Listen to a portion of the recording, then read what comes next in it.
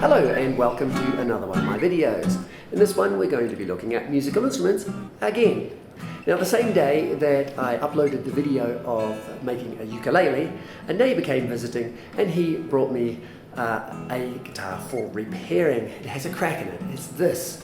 It's a kind of ukulele. It's not quite a ukulele. It is a cuatro venezolano, a four-string, a Venezuelan four-string. We're here in Colombia and they also make them here as well. They're kind of a ukulele, but there are some design differences in them. And it's quite genius, the simplicity and the budgetness of it. So before we get on to repairing the crack, which I'll show you how I do it quite successfully, we can look at some of the design differences between this, un cuatro venezolano, and a ukulele. Now the shape of the body is more or less the same as the tenor ukulele, but the body itself is deeper. It's 10 centimeters instead of 6.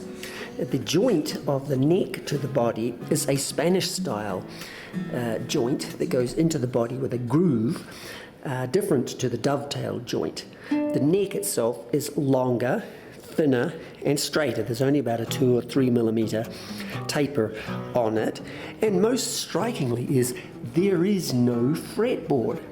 The top, and this is genius, the frets are straight into the neck itself, and the body top extends to the first fret, which does not come down onto the body, so that's only 1, 2, 3, 4, 5, 6, 7, 8, 9, 10, 12, 13 frets. The 13th fret, the body comes up to it and covers that joint there.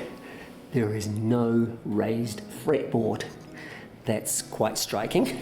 Now down here, the simplicity of the bridge is amazing. It's just a stick with some holes through at the right height, 5 millimeters up. I like that. Now up the top here, the head itself is nice and thin, usual, but it's not joined as a scarf joint. It's just butted in.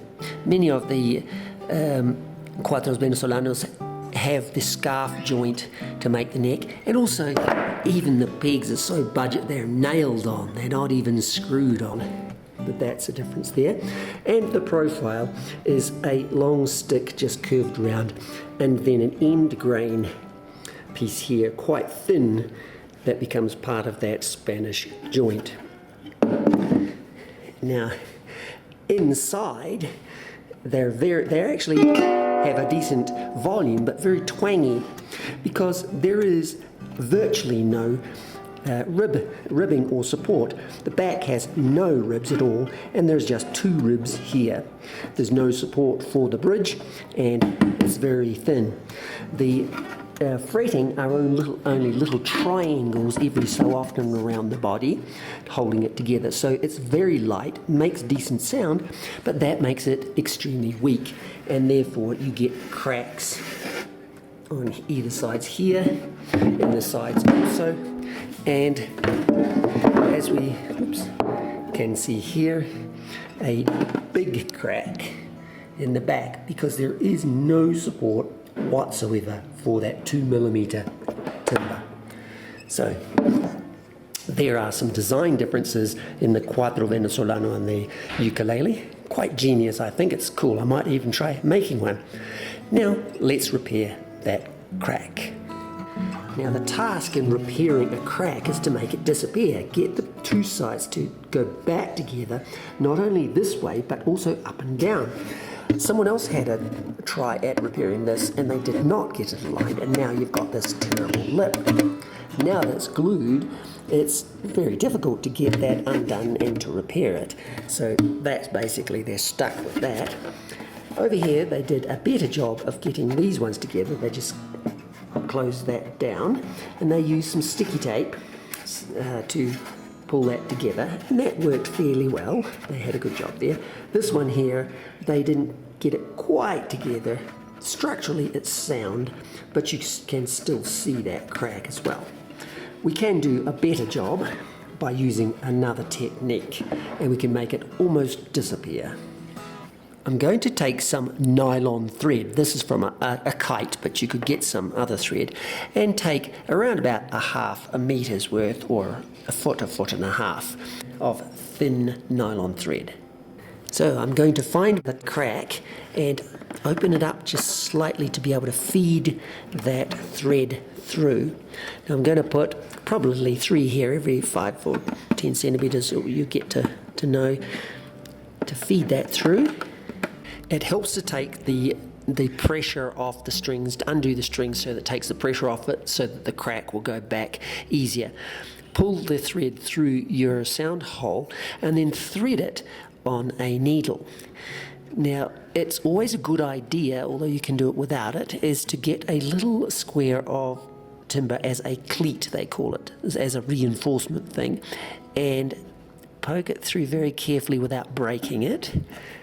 So you're going to thread it through like that, which we will glue, and then take your thread off, your needle off, and then take a little block like this as a piece of cleating, wrap it around a little bit, a few times, and tie it off. And then when we pull the thread from the other side,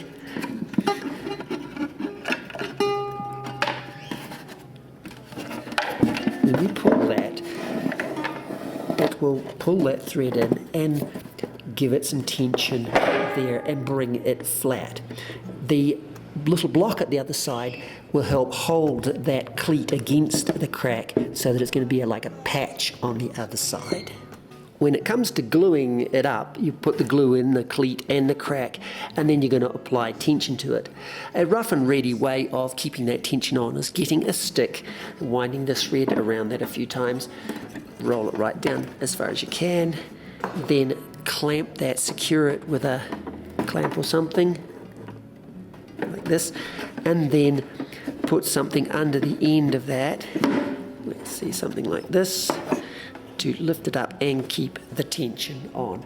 That's a rough and ready way of doing it, but I have developed these little ratchet systems to put the tension on, and also the flatters to hold the crack flush as well with the same thing. So let's make one of those. First we'll make the ratchet by scribing around a broomstick handle a line around. Then make a series of cuts outwards.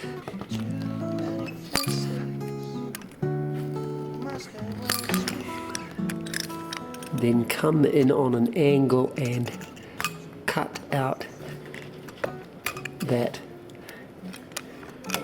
cog there. Find the center and drill a hole. Cut it off.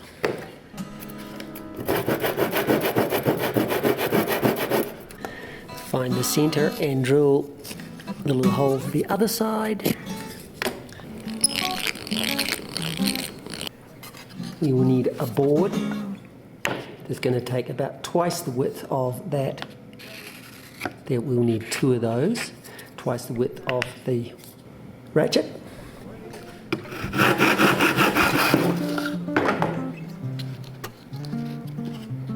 So we're going to drill a hole through both of them to take the axle for those.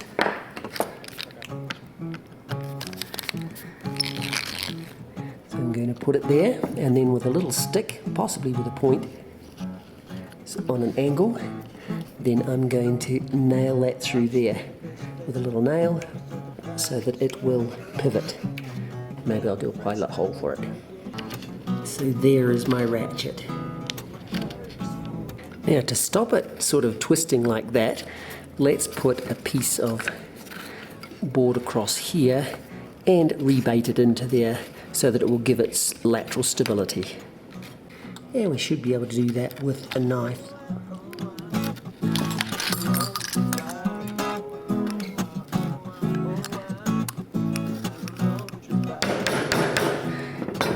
And I'm going to put a little nail in there that I can hook the thread over when it turns. So the idea is make a loop in the end of your nylon, feed it up the center of the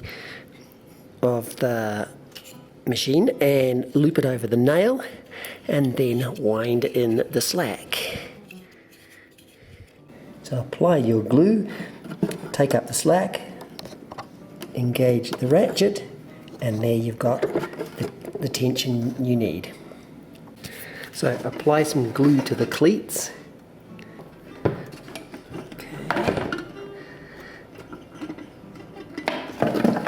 Turn it over, pull them tight.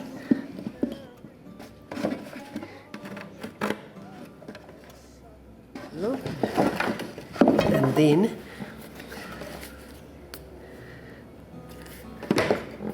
work some glue into the crack, the full length of it, and then wind up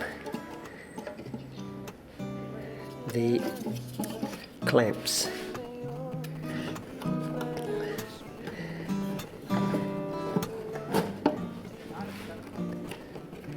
Activating the ratchets.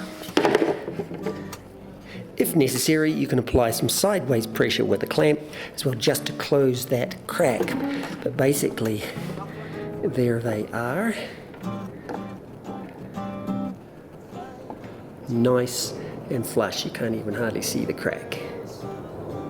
Now, if you can, make sure those cleats go across the grain instead of with the grain, so that it is going to hold it properly.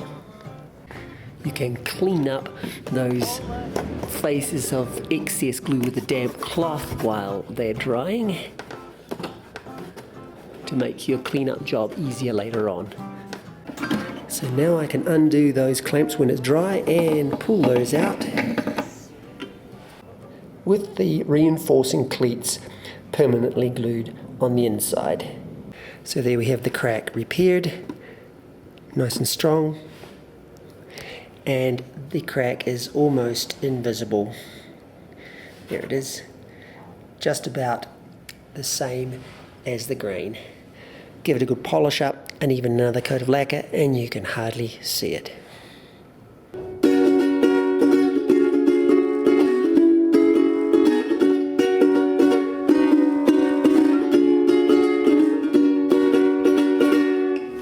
Out of tune, but there it is, fixed.